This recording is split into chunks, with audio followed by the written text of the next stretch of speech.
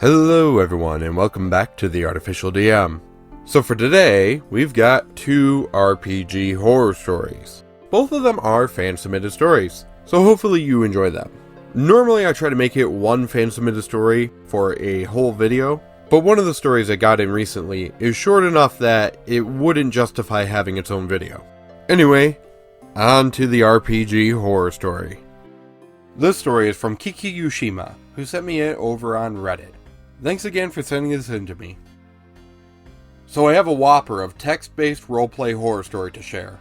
I know it's not related to tabletop RPGs, but it's just as bad as the many of dozens of ones I've listened to on your channel and others. All of this took place 10 plus years ago when I was a young teenager, so I don't remember everything. But I still remember enough of the awful parts to make for an absolute horror story. I'm just gonna call the main guy in this story Kratos, not like God of War, but as in Kratos Aurorian, sorry if I'm saying that wrong, from Tales of Symphonia. You'll see why in a bit. When I was 13, I discovered sharing fanfictions online for the first time. I joined a Pokemon website we'll call DP.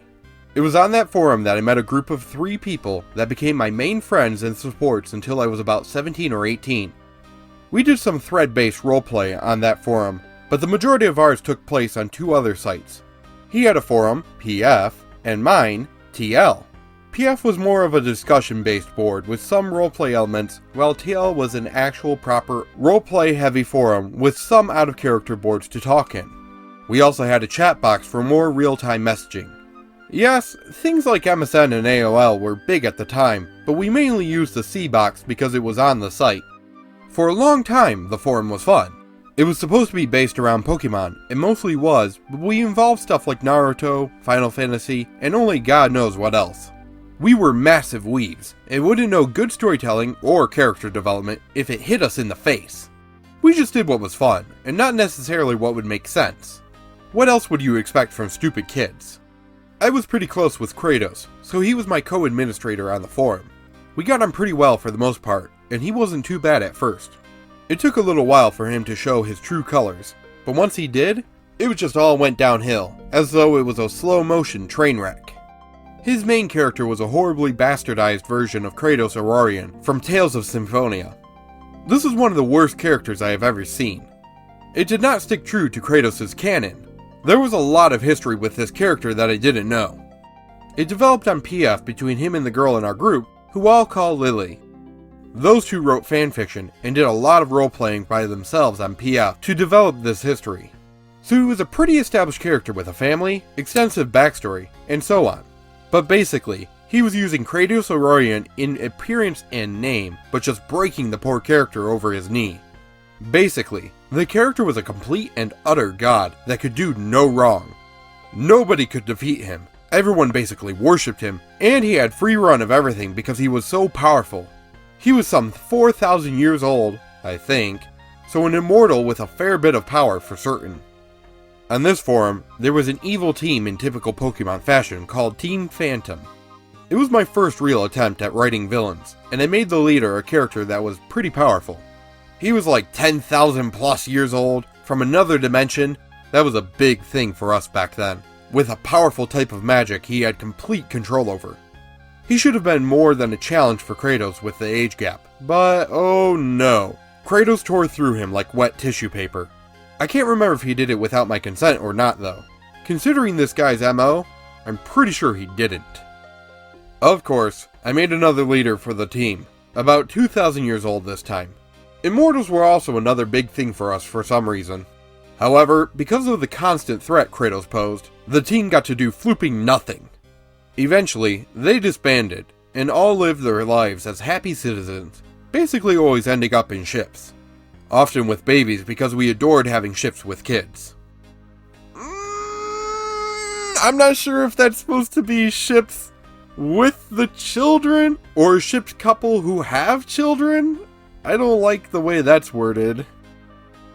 Oh, but this isn't the tip of the iceberg. There are a few other major incidents I remember. One that still sticks with me to this day is the shit he tried to pull on my self-insert. Basically, he tried to introduce part of some plot of one of the Resident Evil games. It might have been 4? I don't do survival horror, so I don't know. But basically, He had a parasite lay eggs in my self-insert without my consent. I, righteously, was pissed off and actually stuck up for myself, saying I wasn't okay with it out of character. I didn't want my character to turn into a zombie, or something. So he ended up defaulting to it being just a nightmare. One of the worst things this flooper did to me though, was trying to force smut on me. I know he was older than me, and the others in the group, including Lily. I was only like 14 or 15, and he might have been 17 or 18. I was not comfortable with it. He pressured me time and time again to roleplay smut with me, but I put my foot down. That was one hard boundary I would not cross with him. I did end up roleplaying smut with the last person in our group, Zach. A lot of it actually. But that was all consensual and fine, so I have no complaints. And dear Paylor, am I glad I never did. This guy had all sorts of fetishes. I know most people have their preferences, but it's a lot of the slightly more disturbing stuff associated with furries. Vor, inflation, size changes, water sports, and other things. The worst one, though, was the unbirthing. Except, he did that in plain view of people. He used it as a mechanic to create Pokemorphs. Basically, if he wanted a human to have Pokemon traits, he'd have the person climb inside the Pokemon's vagina for 3 days. Basically, if he wanted a human to have Pokemon traits, he'd have the person climb inside the Pokemon's vagina for 3 days, or something else like that. It was disgusting. Yeah, no kidding. He was also a hyper-aggressive Pokephile. Like, I know people fantasize, and I don't kink-shame that, but this guy was just obsessive over it. Whenever he had an excuse to have a human hook up with a Pokemon, he'd take it. This was important for later.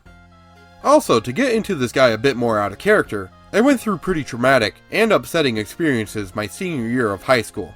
Just before my senior year, my parents got divorced. My mom and I were forced to move in with her mom because my dad left. Then, a few months after we moved in with my grandma, my dad's stepdad died. Needless to say, I said I was going to take breaks after both incidences. So, what does he ask? When do you think you'll be able to roleplay again? I was rightly pissed off. I was grieving the loss of major family changes, so writing cutesy, wholesome daily life of couples was not on my mind. The straw that broke the camel's back came not too much longer after. I've been wise to this guy's bullshit for a while at that point, and I was sick of it. He had a self-insert, who I'll call Miles, and I wrote that character's girlfriend. I don't remember much about her now, but I do remember I enjoyed writing her back then. I adored her character, so I was pretty protective of her.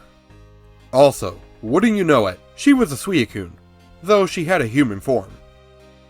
As a legendary Pokemon, she was fairly old, needless to say. I think I made her around 10,000 years old. As such, she had a completely different value set. She was much more old-fashioned, and wanted things to go slowly. However, that did not satisfy Kratos or Miles. He god-moded that relationship hard. I don't remember all the details, but I know he forced it to go much faster than Anna, my character, wanted. He basically forced her into submission, and to capitulate to what he wanted. There was no physical coercion between the characters to my knowledge, but it was all emotional. To put it simply, he mentally and emotionally abused her. There are two main incidences I can remember between them. The first was that he forced a soul bond on Anna without my consent. This was an established thing that could happen between two parties that were close enough. It happened between my original self-insert and her main traveling partner she had known since she was a child. However, this was a bond that took years to establish, and only after they fell deeply in love. Miles and Anna had been dating for maybe a couple of months before this bond just happened. The second was the incident that was the straw that finally broke the camel's back. After years of out-of-character abuse and in-character abuse, I had reached my breaking point. Now I don't remember what exactly prompted this entire thing to happen, but for some reason, Miles asked Anna to say she loved him. It was pretty urgent because of whatever happened before, but she didn't want to. She wasn't ready to say she did. But this asshole emotionally blackmailed her into saying it. At that point, I was done with Kratos. I gathered up Lily and Zach, and we had a private chat in the IRC, since all of us were done with Kratos' shit. We gave him an ultimatum of behaviors to follow, or else he'd be banned and kicked. I don't remember what they were, but needless to say, It took him all of about a week to break them. The forum dissolved soon after without him, but it was for the best. I moved on to happier roleplay partners, one of whom is my best friend. I still keep in contact with Lily, though we've kind of drifted apart. I learned how to be an amazing roleplay partner. I know what red flags to look out for in a new roleplay partner, so I can get out of there before things turn too bad. The downside to all of this was the fact that I ended up with actual PTSD from this, as in behaviors that follow the actual diagnostic criteria for PTSD from the DSM-5, and they were only exacerbated by moving to Tumblr for years. I can still do text-based roleplay, but strictly one-on-one now. Anything that's in public in a large group is just completely off limits for me. Honestly, I'm fine with that. I've come to prefer roleplay experiences with one partner you've come to know well, rather than a bunch of random people you may never know much about. I can cultivate healthier relationships, and, if one turns bad, I can more easily leave it. As somebody who has spent a lot of time on forums and text-based role-playing groups, this story struck a chord with me because I've experienced a lot of the cringe behavior when it comes to written characters. A lot of times, players will make the most powerful characters who can beat anyone with a single punch, and it just makes for an overall terrible experience. That's not even getting into all the smut that's out there, which OP goes on to describe some of the terrible atrocities that are out there. But OP did the right thing. You have to set up guidelines and an ultimatum, and if the other people you are interacting with, sitting around a table, or sitting behind two computer screens, if they don't hold it up, then they gotta go. Thanks for sharing your story, Kiki Yushima. And this story is from Cet-Ki. If you haven't checked out Cet-Ki's channel, go ahead and click this link right here. He's a really chill dude, and he does Minecraft streams from time to time. Also, he was one of the players in the 1K one-shot. So after watching the recent video, it reminded me of my first and last experience with Adventurers League. So this takes place my junior year of high school. At this time, I was watching a bunch of D&D YouTube videos, and listening to podcasts. I wanted to play the game so bad, but didn't have any friends who were interested. I went on my city subreddit to ask if there were any open groups in my area. I was then informed about the city's little-known game shop. I pulled up the next day at the game shop to see if I could find an open table. Once I entered the shop, I asked if they played D&D there. That's when he tells me all about Adventurers League. He helps me make an account and prints off an official AL card.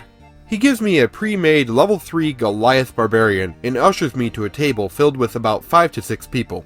These people were significantly older than me, but I expected the clientele to be kinda older, but not like retirees, lol. Anywho, the problem person arrives, the DM. Upon his arriving, he stunk to high heaven and was out of breath.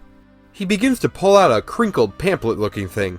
He informs us that we will be running a one-shot of an adventure that I forgot the name of. So we start playing, and he starts to read the text. He read the text so fast that no one could understand him. I tried to roleplay a bit, and he railroaded us inside and tells us to roll initiative. We start fighting some skeletons, and that was pretty fun, till someone from across the room yells out, asking if the DM wanted to come play MTG. The DM proceeds to say, "You find the Lich's phylactery and destroy it. The end." Then packs up his stuff and goes over to play Magic. Me and the other players just kinda looked at each other dumbfounded. After a couple seconds, I got up, threw my Adventure League card in the trash, and went home. Luckily, my senior year I played a wonderful campaign with some new friends I made online, and I have played other fun games since. I'm willing to give Adventure League another try once again, just so long as my next DM is Chris Perkins. I have no experience with Adventures League, but all in all, it sounds like a lot of people have bad experiences with them. Thanks for sending that in, Cet-Ki. Well, what did you guys think of the stories? Be sure to let me know down in the comments below, and if you enjoyed them, please hit the like button. It really does help me out. Have any similar situations that these stories reminded you of? If so, I would love if you shared them with us. That's all for today, and until next time, hope you feel inspired.